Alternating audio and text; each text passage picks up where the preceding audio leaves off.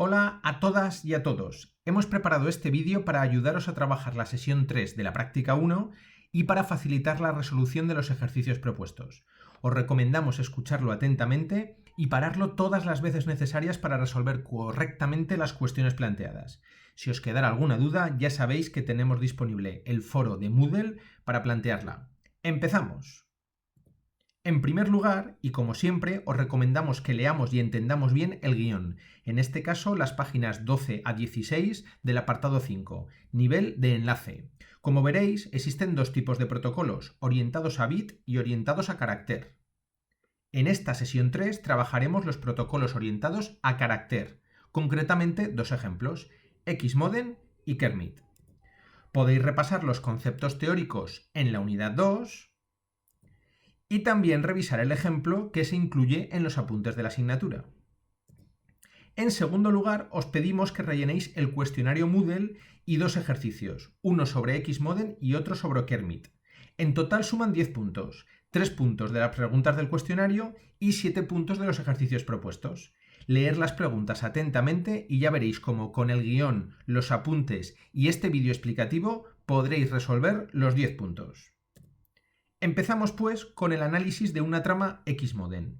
Lo primero es familiarizarse con el formato de la trama, leer la página 13 del guión y respondemos.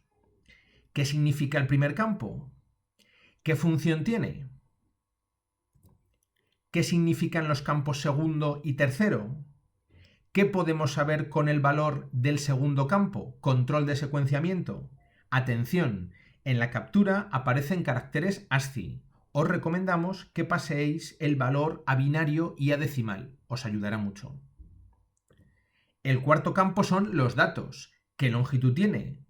Si buscamos el fichero transmitido en el material de la práctica 1, xmodem.cfa, veremos cómo la longitud total de ese fichero va ocupando este campo trama a trama. Anotad esta idea que os servirá más adelante para calcular la eficiencia de la transmisión.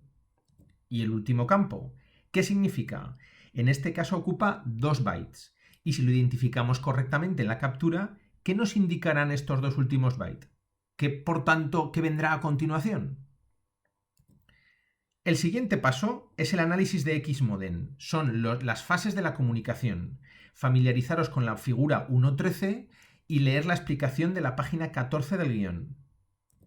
Como sabéis, en toda comunicación orientada a conexión hay 3 fases: establecimiento, transferencia y liberación. En este esquema, ¿dónde está cada una? Buscadlas. Y por tanto, ¿cómo funciona este protocolo? ¿Cómo es su mecanismo de control de flujo y de control de errores?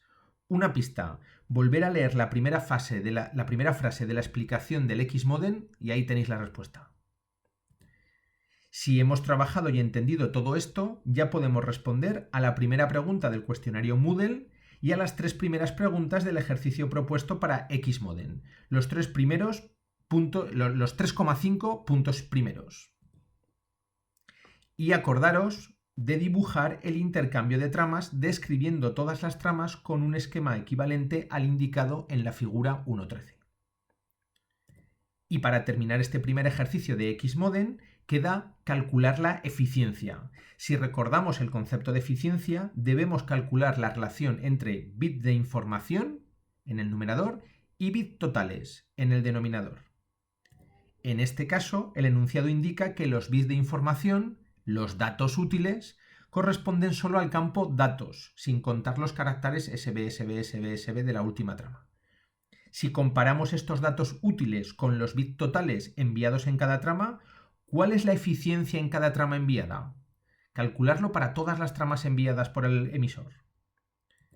Y si los comparamos con los bits totales intercambiados por emisor y receptor en toda la transmisión, ¿cuál sería la eficiencia total de toda la transmisión?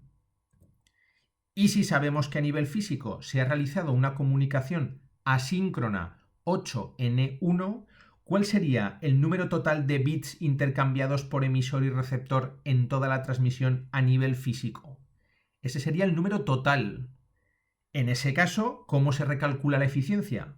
¿Cuál sería ahora la eficiencia total de transmisión respecto del nivel físico? Con todo eso respondemos a la cuarta pregunta de Xmodem y ya hemos completado casi la mitad de esta práctica. Seguimos, por tanto, con la segunda parte, protocolo Kermit. Al igual que en el caso anterior, empezamos con el análisis de trama. ¿Qué significa el primer campo? ¿Qué función tiene? ¿Qué significa el segundo campo? Atención, recordemos que en la captura aparecen caracteres ASCII. Os recomendamos que paséis el valor a decimal y nos fijemos que se calcula en exceso 32. Eso significa que un valor decimal, por ejemplo, de 43, significará una longitud de 43 menos 32 igual a 11. Y como indica el guión, 11 bytes serán los que sigan a este, incluyendo el campo BCC. Pensad entonces, a partir de este valor de longitud, cuál tiene que ser el tamaño en bytes de la trama completa. El tercer campo, ¿qué significa? Fijémonos bien que el valor de este campo empieza en el valor 20 en hexadecimal. ¿Cuál es el valor 20 en hexadecimal en ASCII? ¿Corresponde ese valor con la primera trama enviada por emisor y por receptor? ¿Y la segunda correspondería al siguiente valor, 21 hexadecimal en ASCII?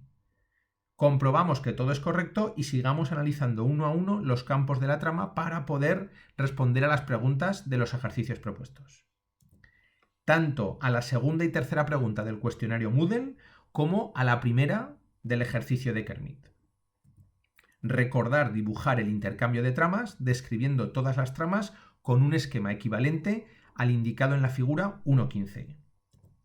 Y para finalizar, las dos últimas preguntas del ejercicio. Primero, analizar la transparencia.